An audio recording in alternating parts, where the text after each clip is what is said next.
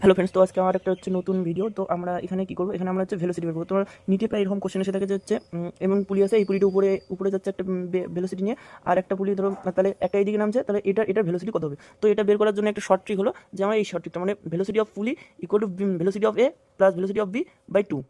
তো দেখো, পুলি যদি উপরে যায় তাহলে হচ্ছে প্লাস সাইন নেবো, আর যদি নিচের দিকে যায় তাহলে এটা মাইনাস সাইন নেবো। এখানে হচ্ছে এই সাইন এই যে প্লাস মাইনাসটা এই সাইন অনুযায়ী ভেরি করবে। তো দেখো, তো এখানে এটা এই যে পুলিটা আছে, তো এই পুলিটা যাচ্ছে হচ্ছে 4 মিটার পার সেকেন্ড বেগে তো যাচ্ছে। তো এখানে 4 মিটার পার সেকেন্ড বেগে যাচ্ছে। তো এখানে ভি ওয়ানটা যা আছে, তো ভি ওয়ান তো এটা জিরো, তো এখানে জিরো। তো আমরা পুলি ভি টু জানি, তাহলে পুলি টুটা আমরা জানি না, প্লাস পুলি টুটা আমরা জানি না যে কি, তাহলে পুলি টুটা জানি না, এবং নিচে হচ্ছে 2, তাহলে হচ্ছে পি টু ইকুয়াল টু 8, তাহলে পি টু ইকুয়াল টু হলো 8।